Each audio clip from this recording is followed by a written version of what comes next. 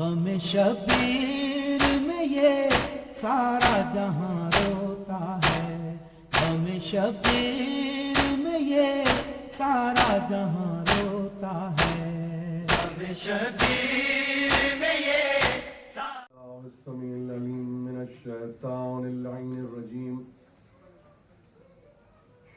بسم اللہ الرحمن الرحیم الحمدللہ الذی ہدانا لہذا وما كنا لنهتدی لولا ان ہدانا اللہ لقد جاءت رسل ربنا بالحق والصلاة والسلام على النبي الأمي الخاتم لما سبق والفاتح لمن غلق المعلن الحق بالحق بالقاسم محمد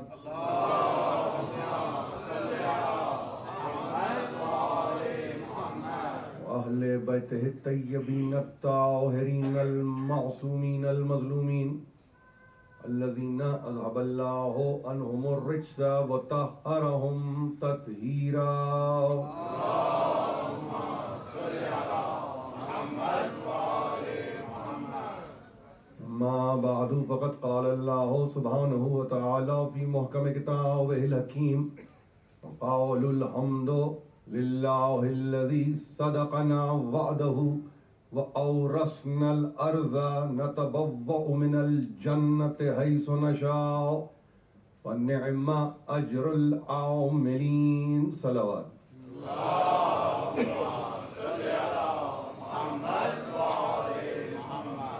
آپ کی مسلسل توجہات کا میں شکر گزار ہوں، اور یہ ہمارے سلسلے کی چھٹی تقریر ہے۔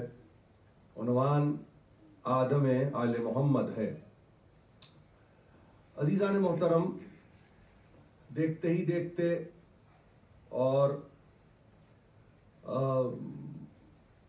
میں سمجھتا ہوں کہ بہت ہی تیزی سے یہ چھٹی مجلس آ گئی، اور اگر یہ کہنے کی اجازت دیجیے کہ نہیں معلوم کہ وہ کتنے مباحث ہیں کہ جو اس عنوان کی تحت باقی رہ جاتے ہیں، اس کا اندازہ کرنا مشکل ہے۔ کس گوشے کو آپ پوری طرح سے یعنی کس کی مجال ہو، کون کر سکتا ہے؟ ظاہر ہے کہ ایک پوری ہستی ہے، ایک پورا وجود ہے، اور یہ وجود معصوم ہے۔ عام وجود کے تعلق سے، عام ہستی کے تعلق سے تذکرہ کرتے ہوئے احباب یہ کہتے ہیں کہ حق ادا نہیں ہو سکتا، لیکن جہاں ہم اس ہستی کے تعلق سے گفتگو کریں کہ جس نے نظام کو دوام عطا کیا ہو، جس نے حیات کو جامہ دیا ہو، اس ہستی کے تعلق سے گفتگو ہو رہی ہے، تو کس گوشے پر گفتگو کی جائے، کس رخ سے گفتگو کی جائے، کس زاویے سے گفتگو کی جائے، ذرا بہت مشکل ہو جاتا ہے۔ لیکن ایک صورت جو میں سمجھتا ہوں کہ وہ پڑھے لکھے مجموع میں سہل ہوتی ہے، وہ یہ کہ اگر اشارہ دیا جائے تو اسے جا کر تلاش کرنے والے نہ صرف یہ کہ تلاش کرتے ہیں، بلکہ محسوس یہ ہوتا ہے کہ اس چشمے پر جا کر اپنے آپ کو سیراب بھی کر لیتے ہیں۔ ظاہر ہے کہ یہ ہمارے پاس مجلس اور محفل کا یہی تصور ہے، یعنی عقل مندوں کی نشست ہے یہ، جس سے بہت سے محروم ہیں، نام لینے کی ضرورت نہیں ہے، یہ عقل مندوں کی نشست ہے، تو اس کو عقل مندوں ہی کی نشست رکھیے، اس پہ کمپرومائز مت کیجیے، اس پہ کسی قسم کی سودے بازی نہ کیجیے، اس کے لیے اپنے آپ کو آمادہ کیجیے۔ دیکھیے، ہم تو اس تیقن کے ساتھ اس مجلس میں آتے ہیں کہ جو سامع آ گیا، فرش ازا بچھا سامع آ گیا، اور وہ سامع معمولی سامع نہیں ہے، وہ سننے والا معمولی سننے والا نہیں ہے، جس کے گھر کا تذکرہ ہے وہ گھر والی آ جاتی ہے۔ یہ ہے ہمارا ایمان، یہ ہمارا ایمان۔ تو جہاں سامع اول وہ ہو تو آپ کا کیا عالم ہونا چاہیے؟ تعصی میں، اتباع میں، پیروی میں، اطاعت میں، کس طرح سے ان کے فٹ سٹیپس کو فالو کیا جانا چاہیے، یہ آپ سے بہتر کوئی اور نہیں جانتا۔ یہ ایک عجیب بات ہے کہ ہر سال آپ کسی نہ کسی انداز سے ان محافل کا انتظام کرتے ہیں اور انعقاد کرتے ہیں، اور میں سمجھتا ہوں کہ اس میں فقط تعداد میں اضافے پہ نظر کی ضرورت نہیں ہے، فکر میں بھی ایک اضافہ چاہیے، اور وہ فکر میں بالیدگی چاہیے کہ جس کے بعد آپ اپنے گزشتہ اگر 10 سال یا 20 سال کو اپنے مطالعے میں لائیں تو آپ یہ کہہ سکیں ہاں 20 برس پہلے ہم وہاں تھے، آج ہم اس مقام پر فائز ہیں۔ یہ تو ہے ترقی، لیکن اگر اس میں سال بسال ترقی نہیں ہو رہی ہے اور تنزلی کی طرف فکر مائل ہے تو سمجھیے کہ پھر کہیں کوئی غلطی ہو رہی ہے۔ یہ آغاز میں اس لیے کہنا ضروری ہے، اب کل دیکھیے، کل کی تقریر انشاءاللہ آنے والی تقریر تابوت کی تقریر، اور یہاں پر آپ زیارت کریں گے چوتھے امام کے تابوت، کسی ریچول کے تحت نہیں، کسی مراسم عزاداری میں ایک رسم کے تحت نہیں، یہ شغل نہیں ہے ہمارا، کسی کے ذہن میں یہ بات نہ ہو کہ شغل ہے، شاید یہ کچھ بناتے ہیں پھر بگاڑتے ہیں، پھر بناتے ہیں پھر بگاڑتے ہیں، نہیں، جس کا کوئی نہیں ہوتا اس کے کچھ ہوتے ہیں۔ یہ ہے اس میں ایک پیغام، یہ ہے پیغام، اس پیغام کو سمجھنے کی کوشش کیجیے۔ اور امتوں میں آپ کو پسند کیا اس نے پسند کیا کہ ان کا تذکرہ آپ کریں، کوئی اور نہ کرے، تو یہ ہے آپ کا مرتبہ، اور وہ کوئی اور نہیں ہے، وہی ہے جس کے تعلق سے میں نے کل تقریر ختم کرتے ہوئے دعا آپ کی خدمت میں پیش کی تھی سورہ مبارک ابراہیم سے، کہ جہاں ابراہیم نے ہاتھوں کو بلند کر کے اپنے ذریت کی سکونت کی گفتگو کی ہے، سیٹلمنٹ کی، انگریزی میں لفظ ہے سیٹلمنٹ، آپ کا لفظ ہے، آپ کے زمانے کا لفظ ہے، کتنے یعنی اعلی شعور کے منازل کو طے کر چکا ہے ابراہیم، کہ اب سے 6000 ساڑھے 6000 برس پہلے ابراہیم کو معلوم ہے کہ سیٹلمنٹ ہوتا کیا ہے۔ یہ فائنینشل سیٹلمنٹ نہیں ہے، یہ بینک رپسی ریلیٹڈ سیٹلمنٹ نہیں ہے، یہ امتوں کی سیٹلمنٹ ہے کہ جو ابراہیم کر رہا ہے، اور یہ امتوں میں بھی دو چار اپنے لڑکوں کو لے کے سیٹل نہیں کر رہا ہے، قیامت تک کے لیے اپنے آپ کو اس طرح سیٹل کر رہا ہے کہ پروردگار انہیں سکونت دے رہا ہوں، نہیں، انہیں جائے سکونت دے رہا ہوں اسی گھر کے پاس جو جائے امن و امان ہے۔ ظاہر ہے کہ قرآن کے پڑھنے والے سب موجود ہیں، اور سورہ ابراہیم تو آپ کے نہ صرف یہ کہ مطالعے میں ہونا چاہیے، بلکہ اگر عربی کمزور ہو اردو میں پڑھیے، اردو سے اگر شغف نہیں ہے انگریزی میں پڑھیے، مگر پڑھ کے دیکھیے، یعنی ابراہیم سورہ نام اور اس میں تذکرہ بھی، یعنی من حیث کل ابراہیم کا، یہ ہے خدا کے نزدیک ابراہیم کی حیثیت، یہ ہے خدا کے نزدیک ابراہیم کا مقام، اور وہ خدا جس نے اپنے تعارف میں اسی سورے میں کہا واللہ، وہ ہے اللہ، کون؟ خلق السماوات والارض، کہ جس نے آسمان اور زمین کو خلق کیا، وانزل من السماء ماء، اس نے آسمان سے پانی کو برسایا، اس نے آسمان سے پانی کو نازل کیا، وانزل من السماء ماء، کیوں کیا؟ تاکہ خارج کرے اس میں سے، نکالے اس میں سے کیا؟ لتخرج بہ من الثمرات رزقا لکم، تاکہ یہ پانی سبب بن جائے۔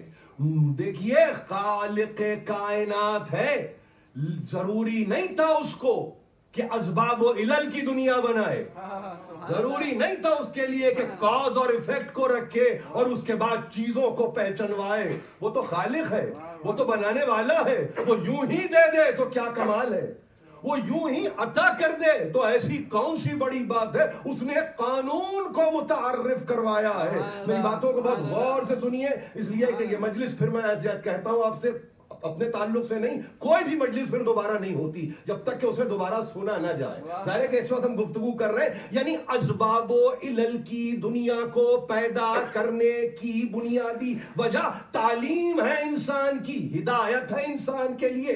دنیا اس میں فلسفہ تلاش نہ کرے، دنیا اس میں منطق تلاش نہ کرے، دنیا اس میں کسی مفکر کو تلاش نہ کرے کہ یہ کاز اور ایفیکٹ تو فلاں نے بھی کہا ہے، فلاں نے بھی کہا ہے۔ ہمارے دور میں بھی اسباب و علل کی گفتگو ہوتی، ہے, نہیں, اس نے تعلیم دے کے بتایا کہ دیکھو چاہے تو ہم جس طرح سے دینا چاہیں دے سکتے ہیں, مگر ہم نے ایک صورت کو بنایا ہے, ہم نے ایک سیرت کو بنایا ہے, ہم نے ایک طریقے کو وضع کیا ہے, ہم نے ایک اصول کو معین کیا ہے, ہم نے سماوات و عرض کو بنایا. مگر اب جب سماوات و عرض کو ہم نے بنایا تو چونکہ اسباب و علل کی دنیا ہم متعارف کروانا چاہتے تھے, تو ہم نے کہا وَأَنزَلَ مِنَ السَّمَاءِ مَاءً, یہ سما بنانے کے بعد ہم نے اس سے ایک ایسی حیثیت بخشی کہ جس کے نتیجے میں کہیں وہ بانجھ محسوس نہ کرے, کہیں وہ محسوس یہ نہ کرے کہ مجھ سے تو کوئی کام ہی نہیں لیا جاتا, کہیں وہ یہ محسوس نہ کرے میری تو کوئی افادیت ہی نہیں ہے.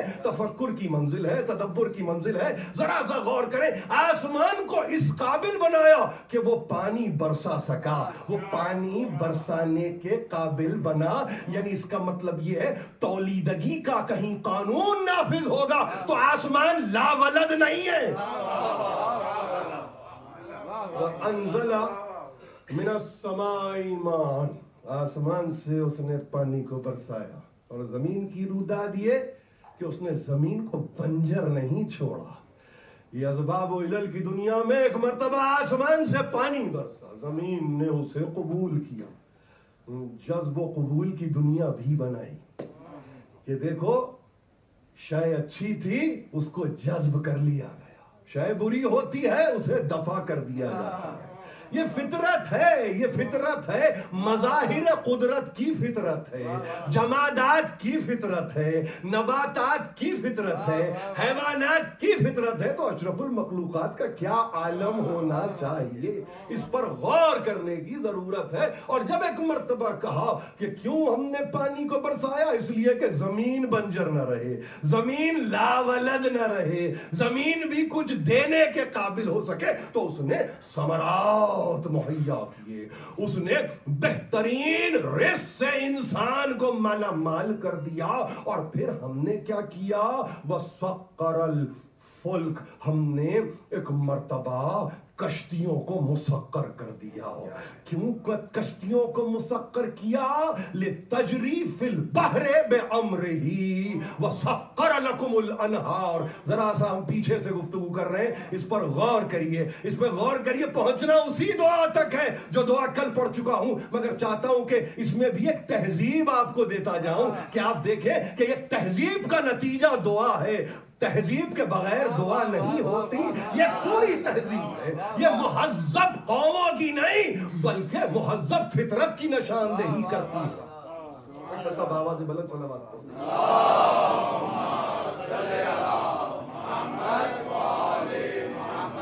اور اس نے مسخر کیا, کس کے لیے؟ خالق تو ہے, پیدا کرنے والا اپنے لیے تو مسخر نہیں کرتا, اپنے لیے تو سب سروینٹ نہیں بناتا, اپنے لیے تو کسی کو سبجیکٹ نہیں بناتا. وہ تو خالق ہے, اس کو ضرورت کیا ہے؟ یعنی وہ کیا ایسا خالق ہے کہ اپنی صنعیت کا مظاہرہ کرے گا؟ کیا وہ ایسا خالق ہے کہ وہ اکڑے گا اور وہ غرور کرے گا اور وہ تکبر کرے گا اور وہ بتلائے گا کہ دیکھو ہم کیا کیا کرتے ہیں؟ وہ شعبدے باز نہیں ہے, وہ جادوگر نہیں ہے, بلکہ اس نے کہا سنو, ہم نے خلق کیا ہے, خلق کرنے کے بعد ہم نہیں چاہتے تھے کسی منزل پر تم نامراد ہو جاؤ, کسی منزل پر تم ناکام ہو جاؤ.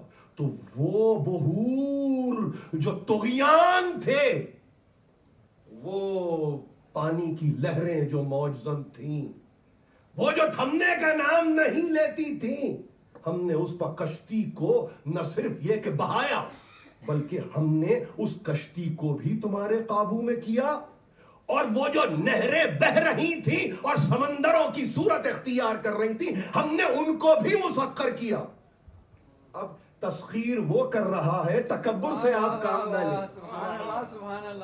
اس نے تسخیر کیا ہے, آپ کی مجال نہیں تھی.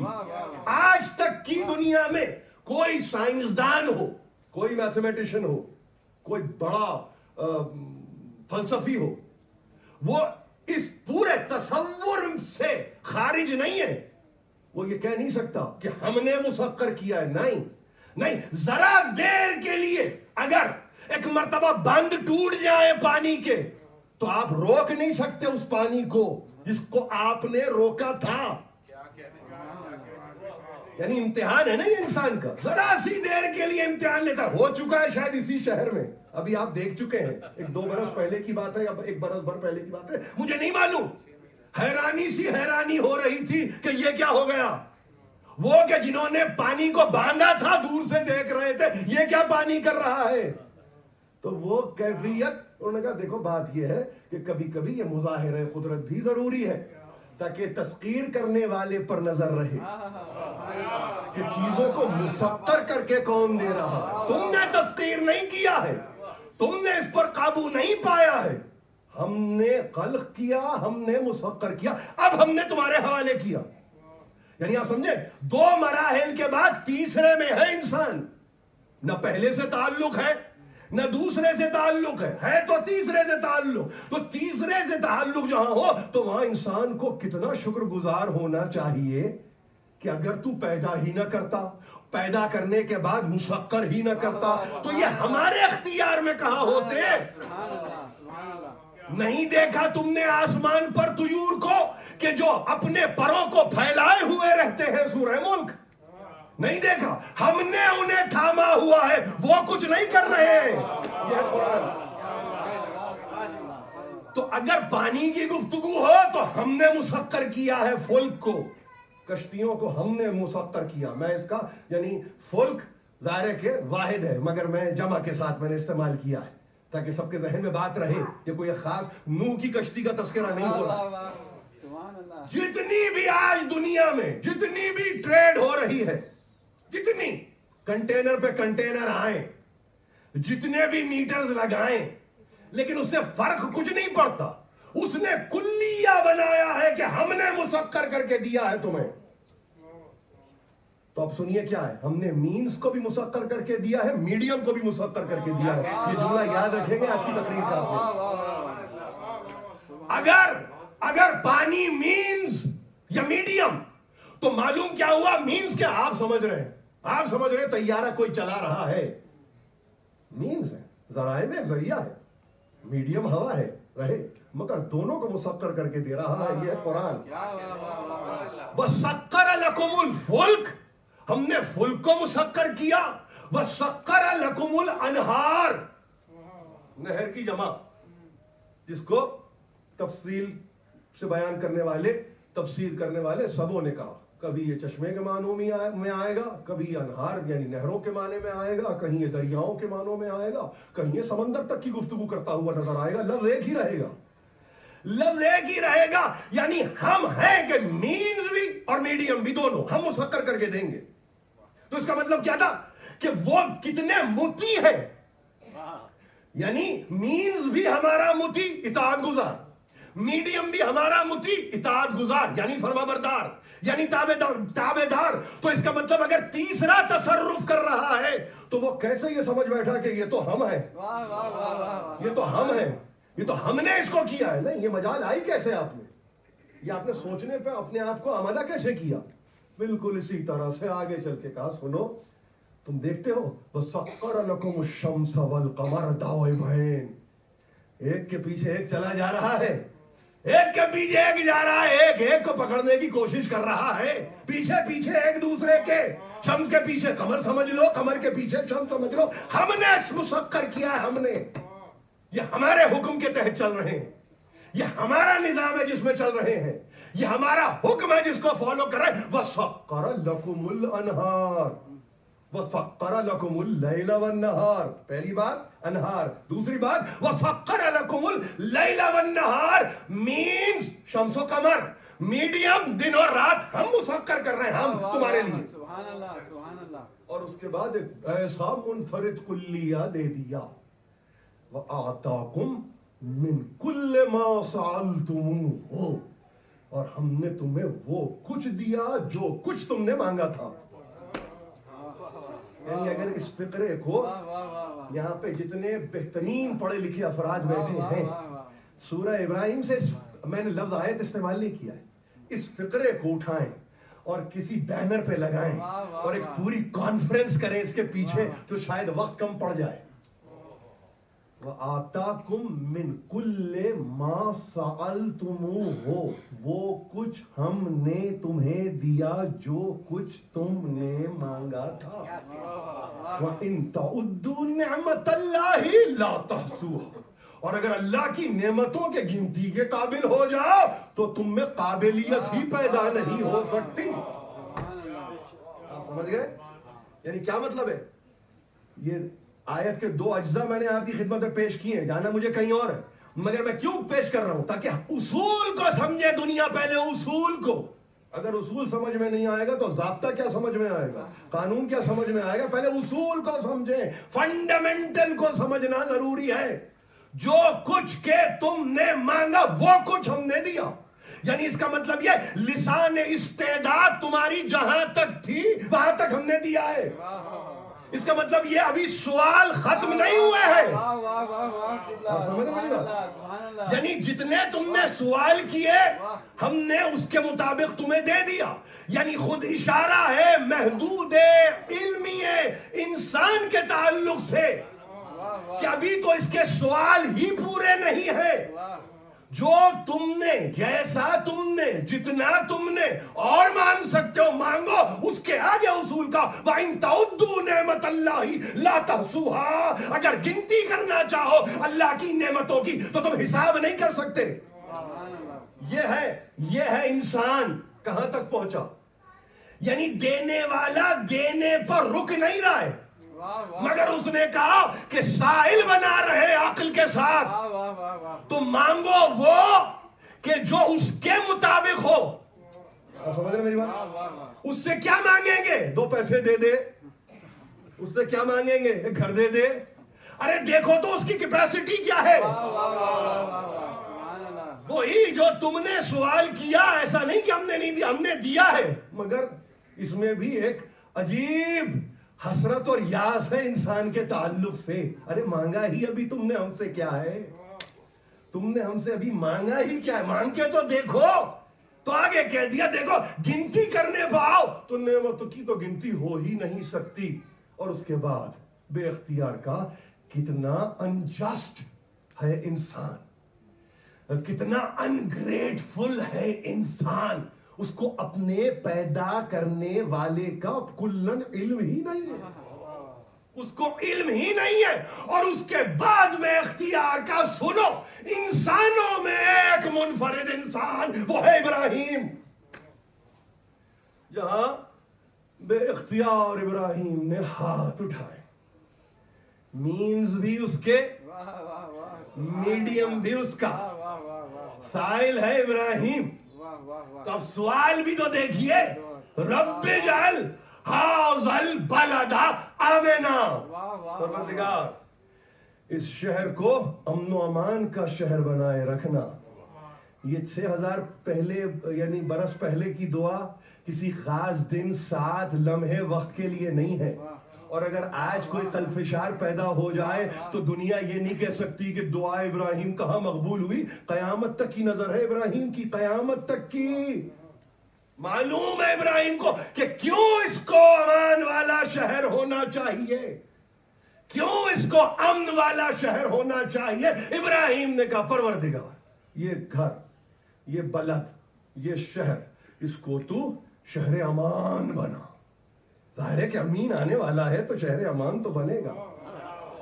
شہر امان بنا اس لیے کہ امین آئے گا اس شہر میں، اور امین کو امان چاہیے اس شہر میں.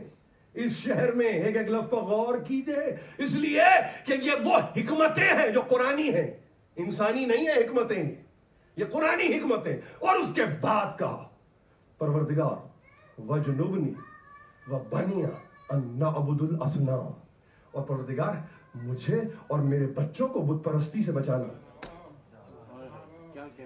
میری بات کو بہت غور سے سنیے، اس لیے کہ آپ اسی میں سے نقطے نکالیں گے، میں نہیں نکالوں گا، خدا کے بعد میں نکالوں. مجھے اور میری اولاد کو بت پرستی سے بچانا. اب تاریخ انسان میں خواب و قریب کی تاریخ ہو یا بعید کی، زمانہ حال کا ہو یا بعید کا، کسی نے اگر آنے واحد کے لیے بھی صنم پرستی اختیار کی ہے، تھی یا کرے گا، وہ اولاد ابراہیم میں تو نہیں۔ پر محمد وآل محمد صلوات۔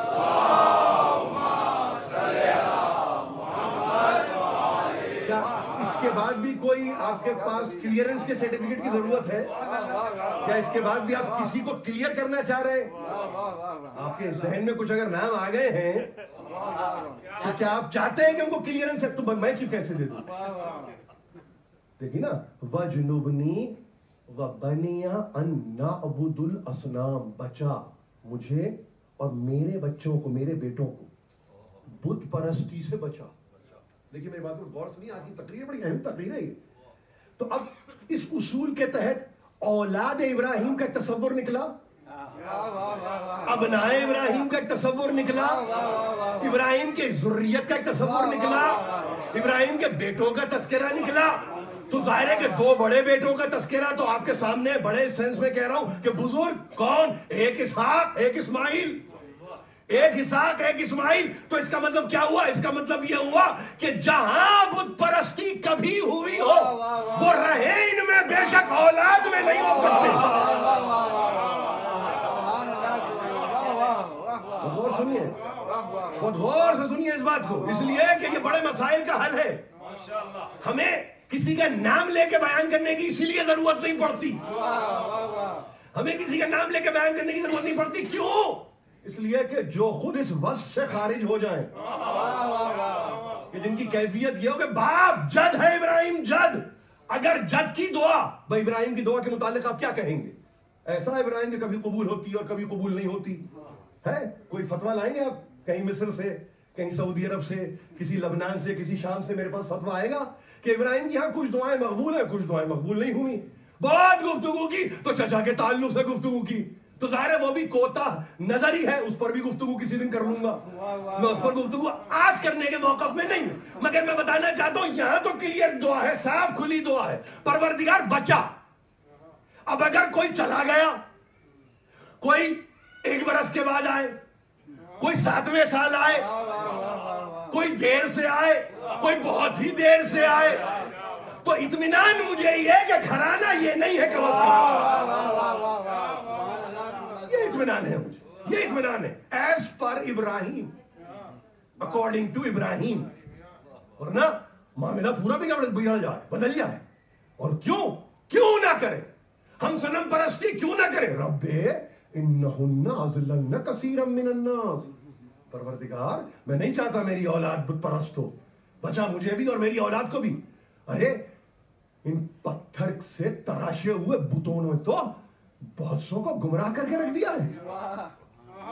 رب انہن اضللن کثیرا من الناس، پھر کثرت، قلت صنم پرست نہیں ہوگی، کثرت کی طبیعت ہے بت پرستی پہ مائل۔ تو بھئی اگر کوئی کہنے والا کہہ رہا ہے کہ اگرچہ بتوں جماعت کی آستینوں میں مجھے ہے حکم اذان لا الہ الا اللہ، تو اکیلا ہی ہوتا ہے مؤذن، سب نہیں ہوتے مؤذن، سب پیچھے۔ اب ان کی کیفیت کیا ہے وہ تو شاعر مشرق بتاتا ہے، وہ تو حکیم امت بتاتا ہے، ظاہر ان سے بہتر کون بتائے؟ وہ تو خود کہتے ہیں پیچھے سے ہمارے سلسلے کو دیکھو، شیخ بھی ہیں، برامن بھی ہیں، ہم بتائیں گے تمہیں کہ کون اس مزاج کا حامل ہے تم میں۔ اقبال ایسے نہیں پہچانتے، پورے تجربے سے گزرا ہے تو پہچانتا۔ اگرچہ بت ہے جماعت کی آستی، مجھے ہے حکم اذان لا الہ الا اللہ۔ جانتے ہیں علامہ اقبال، میں عرض کروں آپ سے کیا دعا ہے اور اس کا جواز کیا ہے؟ رب انہن اضللن کثیرا من الناس، اور اس کے بعد قانون دیا، ایسا قانون دیا کہ جس پر ہر کس و ناقص پورا نہیں اترتا. پروردگار فمن تبعنی فإنہ منی ومن عصانی فإنک غفور الرحیم. اب اس کا قانون یہ ہے کہ جو میری اتباع کرے گا وہ میری منیت میں جائے گا, جو میرا گناہگار ہوگا اب تو چاہے معاف کر نہ کر تیری مرضی. نعرہ تکبیر، نعرہ رسالت، نعرہ حیدری. آپ سمجھ رہے ہیں؟ ابراہیم کو گھبراہٹ نہیں ہے کہ پکڑ کے رکھنا ہے, یہ کہیں بھاگ نہ جائے. نہیں نہیں نہیں, اصول ابراہیم اصول دے رہا ہے. دیکھیے اللہ کی بارگاہ میں دعا کرتے ہوئے ہاتھوں کو بلند کر کے ابراہیم یہ کہہ چکے تھے یہی کافی تھا, مگر اور سخت کیا اور کس دیا انسانوں کو. عجیب شکنجے میں کسا. فمن تبعنی فإنہ منی, کہ جو میری اتباع کرے گا وہ مجھ سے ہوگا. میری اتباع یہ کہ میں صنم پرست نہیں ہوں, میری اتباع یہ کہ میں توحید پرست ہوں, میری اتباع یہ کہ میں نے کبھی کسی غیر کے آگے سر نہیں جھکایا ہے. فمن تبعنی فإنہ منی. منیت کی منزل بغیر اتباع کے حاصل نہیں ہوتی. اب اس میں تلاش کریے, اس میں تلاش کیجئے کتنوں کو سرکار رسالت مآب نے کہا. تو میرے سامنے فقط 4 نفوس ہیں, 4. فاطمہ بذات منی, اصول. علی منی, حسن منی, حسین منی. میرے پاس کچھ اور نہیں ہے, میرے پاس مسلمانوں کو دینے کے لیے کچھ اور نہیں ہے. اب اگر مسلمان یہ سمجھیں کہ سارا اسلام یہی ہے تو آ جائیے, موسٹ ویلکم. میں نے کب روکا ہے, میں نے کب آپ کو روکا ہے؟ یہی تو ہے. فمن تبعنی فإنہ منی. محمد کے جد ہیں ابراہیم, خود محمد کو ابراہیم کی منیت میں جانا ہے بصورت اتباع. وضع کیا ہے کلیہ, پرنسپل ہے یہ, اصول ہے یہ. ابراہیم نے کہا کہ میرا وہ ہوگا جو میری اتباع کرے گا, مجھ سے وہ ہوگا جو میری پیروی کرے گا, اپنا وہ ہوگا جو میری راہ پر چلے گا. ظاہر ہے کہ محمد نے اعلان کیا, اور ایسا اعلان قرآن خود اعلان کرتا ہے. ان اول الناس بابراہیم للذین, وہ ابراہیم سے نزدیک قریب وہ کہ جو ایمان لا ابراہیم پر بہذا النبی, یا یہ نبی, یا یہ نبی, نبی خاتم, کوئی اور نہیں. والذین آمنوا, ہاں وہ لوگ جو ایمان والے. یہ کسا ہوا جملہ, اس میں کہیں آپ لوزنس کو تلاش کرنے کی کوشش نہ کریں کہ جیسے ہی والذین آمنوا آیا تو آؤ بھائی آؤ, دروازے کھل گئے سب آ جاؤ. ایسا نہیں ہوتا, یہ ایسا نہیں ہوتا, بالکل نہیں ہوتا. یہ بالکل ایسے ہی کسی ہوئی آیت ہے جیسے آیت ولایت کسی ہوئی ہے. انما ولیکم اللہ ورسولہ والذین آمنوا. تو یہاں پر اتنی, یعنی آپ اس کو اتنا ڈھیلا ڈھالا پیراہن نہ سمجھے کہ کوئی بھی پہن لے اور بیٹھ جائے مسند خلافت پہ. یہ نہیں ہے, یہ جامع بڑا چست ہے. آپ سمجھئے, اس بات دیکھنے سمجھنے کی ضرورت ہے. یہ افتخار کسی کو نہیں ملتا. فمن تبعنی فإنہ منی, اور ومن عصانی, یہ اصول اور دیا. دنیا سمجھ رہی ہے گناہ تیرا گناہگار, تیرا گناہ. ارے میرا گناہگار ہے, میرا. جو میری اتباع نہیں کرتا وہ میرا گناہگار ہے. یہ اصول ابراہیم کے ساتھ نہیں رہے گا, یہ محمد تک آئے گا. کسی نے اگر محمد کے دل کو دکھایا ہے تو وہ محمد کا گناہگار ہے, اللہ سے پہلے.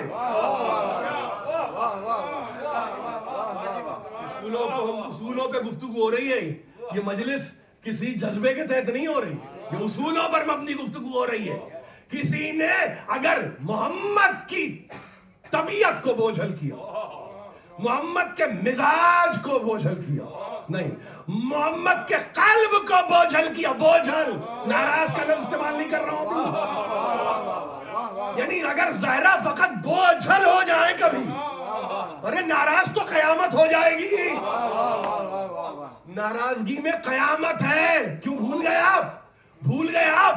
باپ نے کہا تھا بال نہیں پھیلانا زہرا, عرصہ محشر میں بھی کہا ہے.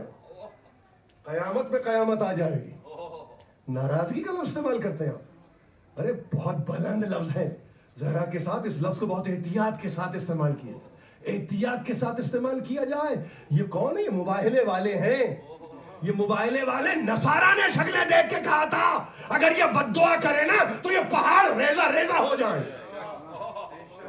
بد دعا کہ جائے کہ آپ یہ کہیں کہ کسی سے ناراض. ارے طبیعت اگر بوجھل ہو جائے بوجھل تو خوف خدا کرو کہ کہیں فاطمہ کا مزاج بوجھل نہ ہو جائے, فاطمہ کی طبیعت بوجھل نہ ہو جائے, فاطمہ کہیں واقعتاً ناراض نہ ہو جائیں.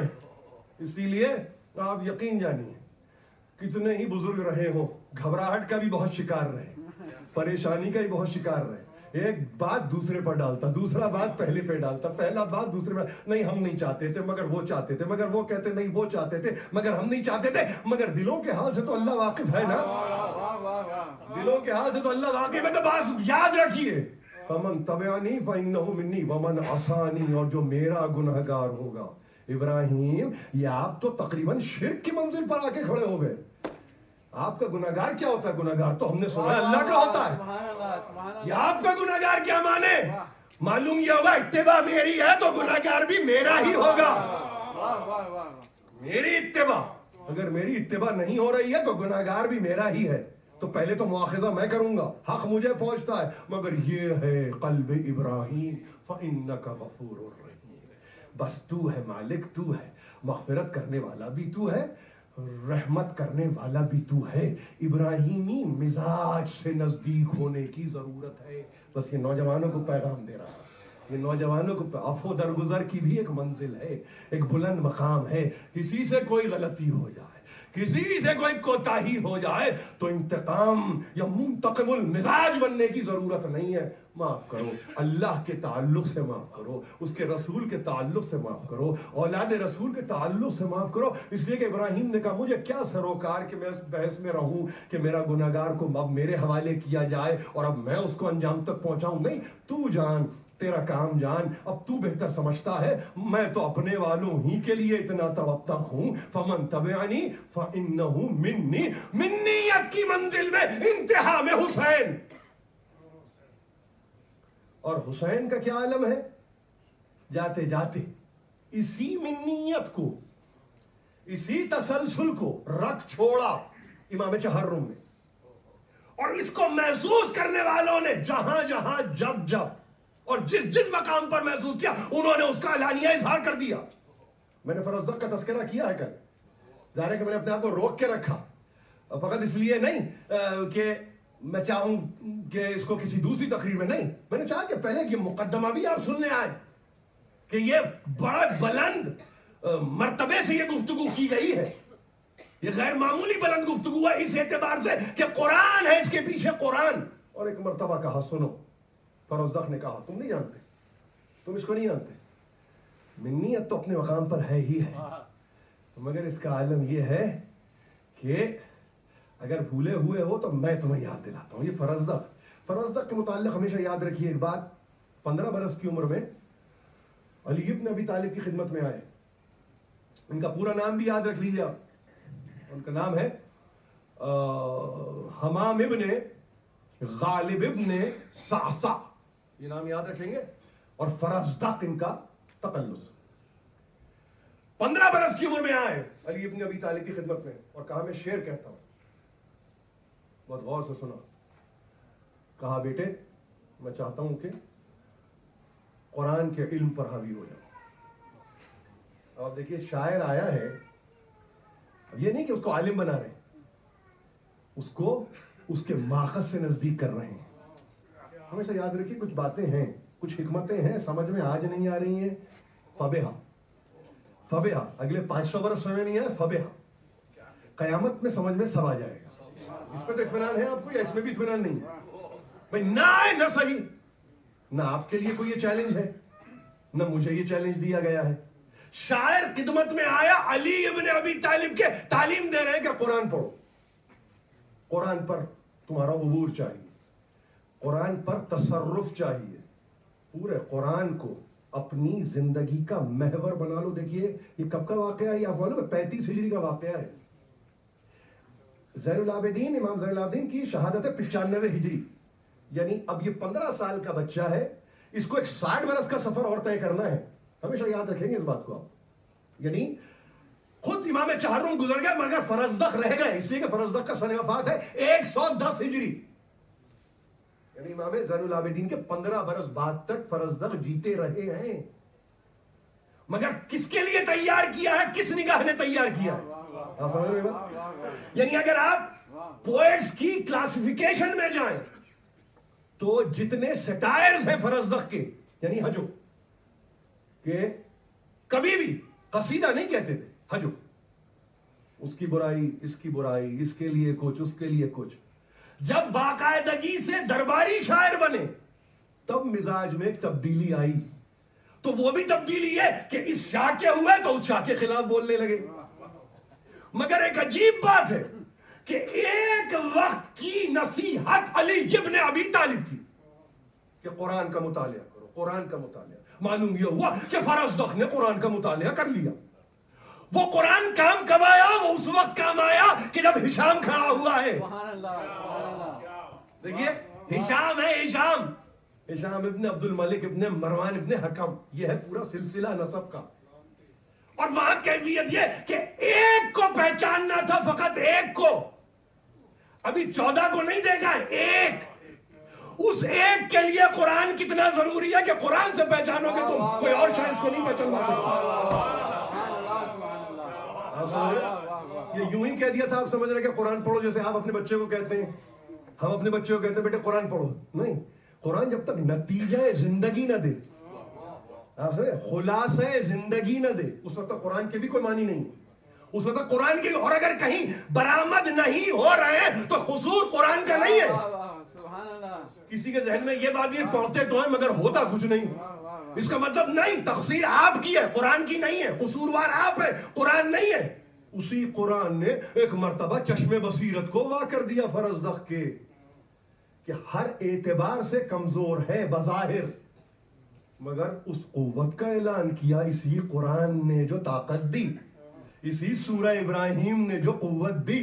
تو چشم بصیرت فرزدق میں ذریت ابراہیم کا وہ نمائندہ بن گیا علی ابن الحسین کہ کہا تو نہیں جانتا، ارے اس کے قدموں کی چاپ سے تو مکہ واقف ہے، بیت کعبہ واقف ہے، ہل و حرم اس سے واقف ہے، تم کو نہیں معلوم یہ ہے کون؟ تم نہیں جانتے یہ ہے کون؟ ہاذا. اور سنو کہ اگر تم نہیں جانتے تو میں کہوں خیر من عباد اللہ کلہم، خیر خلائق، معبودات یعنی موجودات عالم میں جو بہترین مخلوق ہے سب میں، یہ اس کا بیٹا ہے.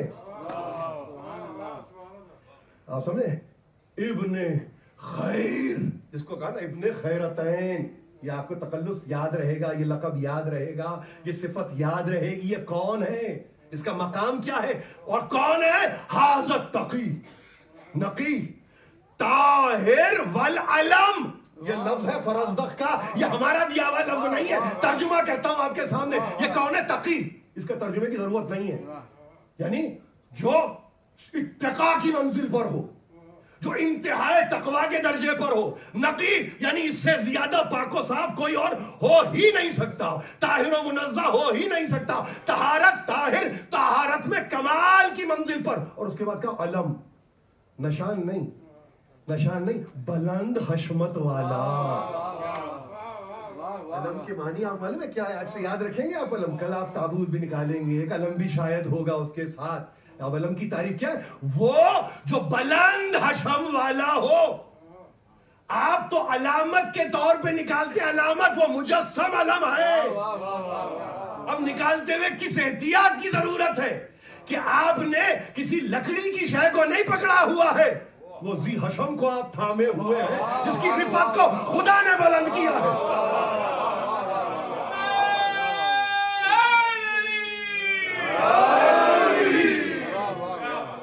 سمجھ گئے؟ تقی وہ، نقی وہ. فرزدق ہے، فرزدق ہے سن 95 ہجری سے پہلے ہے. نہ تقی جواد کا کوئی گمان ہے، نہ علی النقی کا کوئی پتہ ہے. اور یہ دونوں تقی ہے، نقی ہے، طاہر ہے، علم ہے. علم یہ.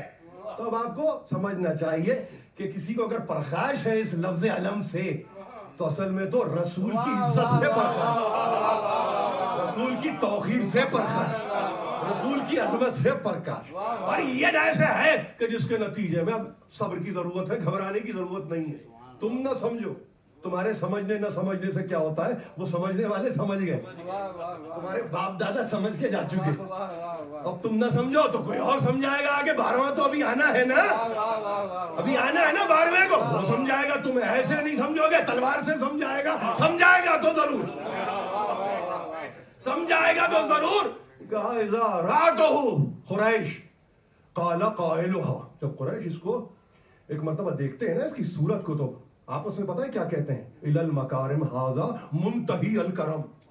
فرزدق کہتے ہیں جب قریش اس کی صورت کو دیکھتے ہیں تو آپس میں چینی گوئیاں کرتے ہیں, آپس میں بات کر کے کہتے ہیں اس پر تو بہترین مکارم کی انتہا ہو گئی.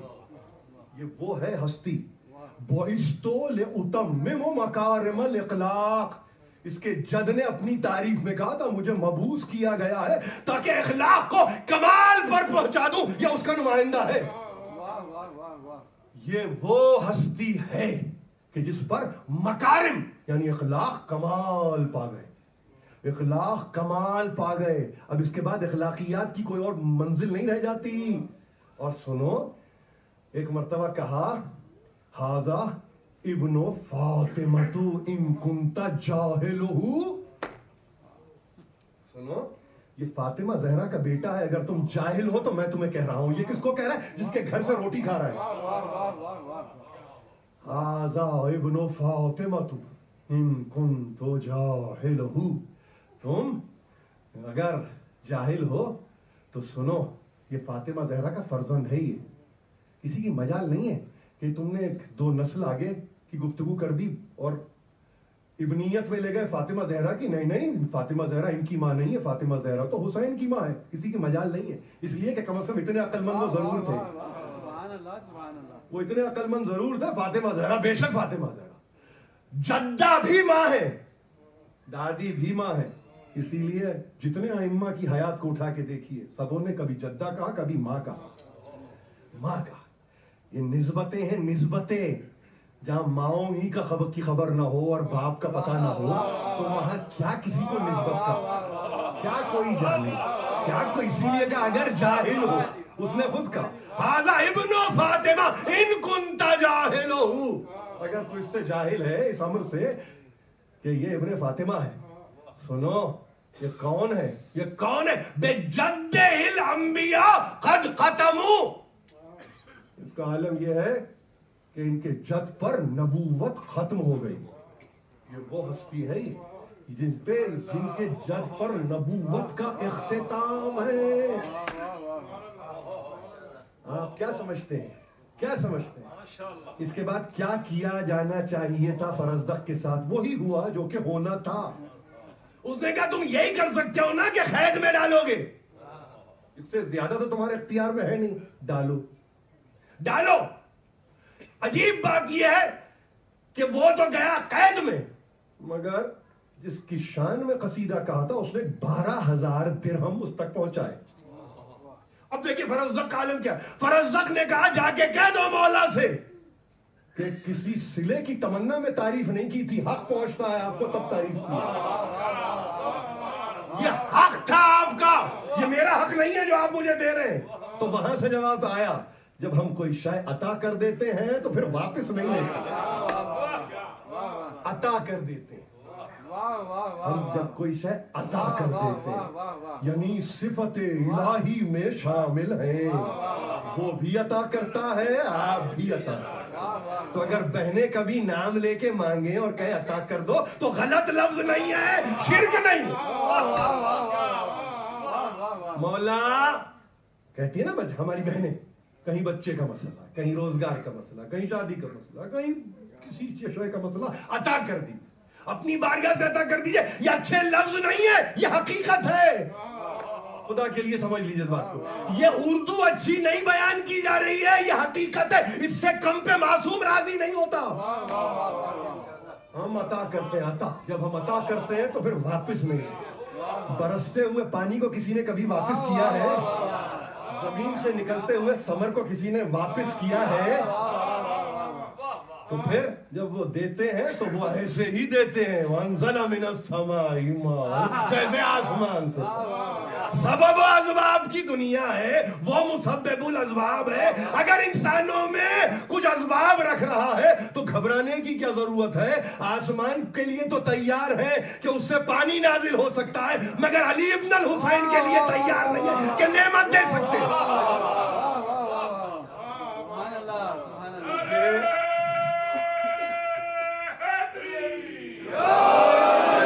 مانگیے جتنا مانگ سکتے مانگیے، آج مانگیے، اس لمحے مانگیے، کل مانگیے، کبھی مانگیے، مانگیے۔ ارے آزما لو، مانگ کے آزما لو اگر یقین نہ ہو۔ کہیں کوئی گھبراہٹ کسی کو ہے عقیدے میں اور وہ کہہ کہ ہم امتحان لیں گے، مانگیے مانگیے، کہیے پہلے آزمائیں گے۔ تو ایسی تو نہیں معلوم کتنی آزمائشوں سے گزرے، آپ پہلے تھوڑی ہوں گے آزمانے والے، ایسی کتنی آزمائشوں سے گزرے ہیں۔ ان حقیقتوں سے خدا شاہد ہے، تذکرہ آ گیا، ذہن میں آ گیا، اس وقت وہی تذکرہ ہوگا، شاید مجربات میں سے ہے، اور میں سمجھتا ہوں کہ پروردگار سے قبول کر لے۔ اس معرفت کے ساتھ زخمی مسلم ابن عقیل، تقریر ختم کرو، زخمی مسلم ابن عقیل کہ ایک مرتبہ گڑھے میں گرا دیا گیا، کہیں سے تلوار چلی، کہیں سے نیزہ چلا، کہیں سے بھالا چلا، کہیں سے خنجر چلا، کہیں سے پتھر مارے گئے۔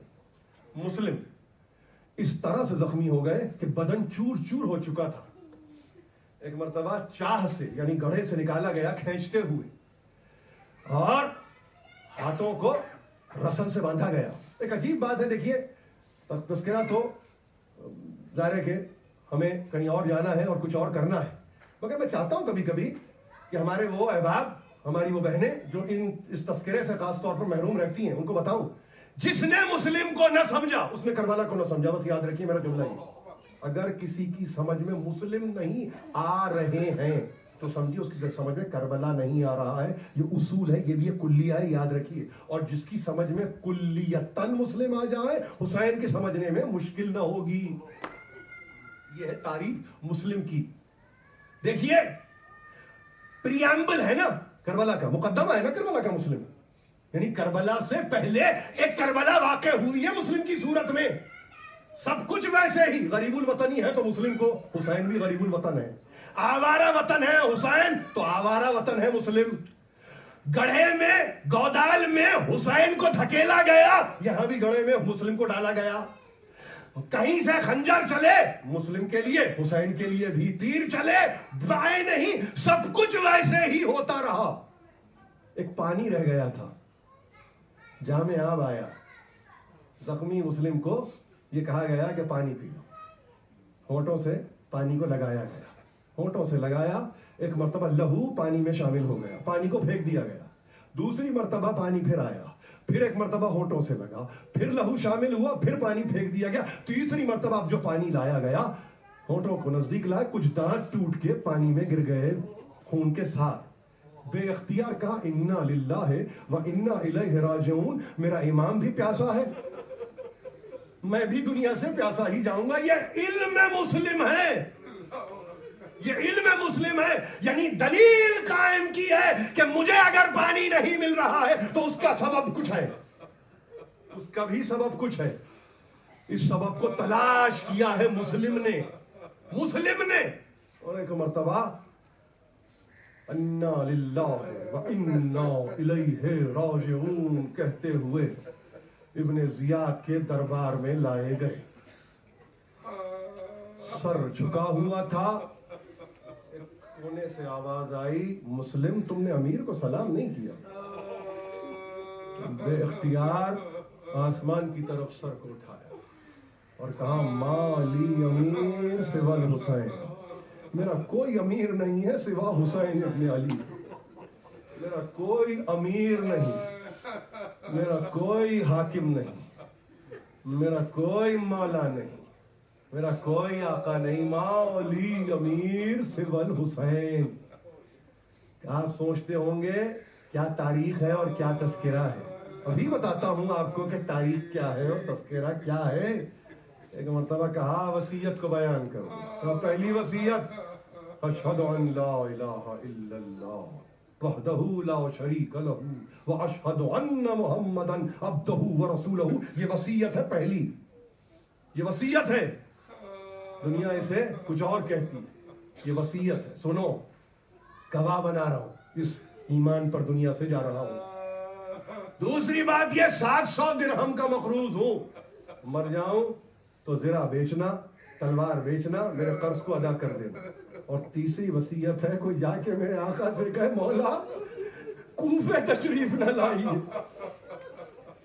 مولا زمانہ پرآشوب ہے, آپ کا غلام جان نثار کر رہا ہے, آپ کوفے تشریف نہ لائیے.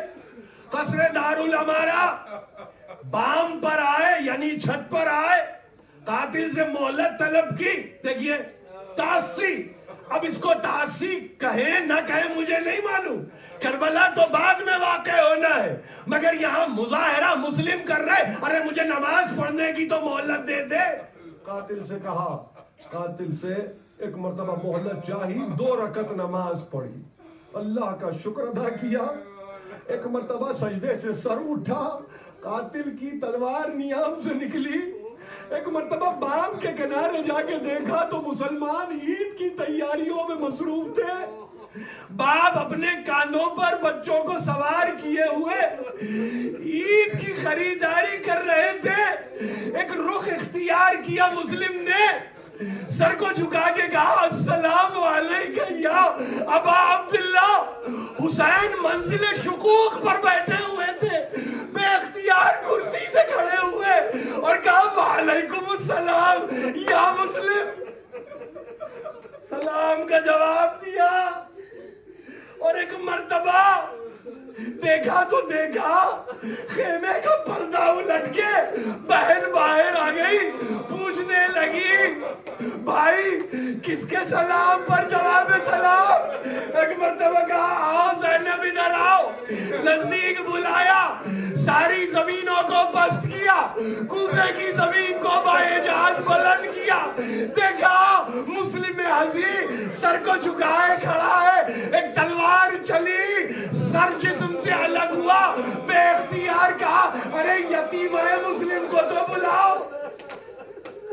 مسلم کی یتیمہ آئی, گود میں بٹھایا, رخسار کے بوسے لیے, پیشانی پہ بوسا دیا, ہاتھوں کو چومنے لگے. اب جو دیکھا تو دیکھا کان خالی ہے. زینب سے کہا 2 گوشوارے تو لانا, 2 گوشوارے تو لانا. 2 گوشوارے لائے گئے, یتیمہ کے کان میں پہنائے گئے. بہت قریب سے سکینہ دیکھ رہی تھی کہ بابا یتیمہ کے ساتھ یہ سلوک کرتے ہیں, یتیمہ کے ساتھ یہ سلوک کرتے ہیں. وہی بچی اب جب کوفے کے بازار میں آئی تو کہیں سے کوئی پتھر مار رہا تھا, کہیں سے کوئی جھڑک رہا تھا, کہیں سے کوئی نیزہ لگا رہا تھا. ایک مرتبہ دیکھا تو دیکھا قصر دارالامارہ پہ مسلم کا کٹا ہوا سر, آنکھیں کھلی تھی, مگر اب جو دیکھا دیکھنے والے نے تو دیکھا جیسے ہی حسین کے کٹے ہوئے سر پر مسلم نے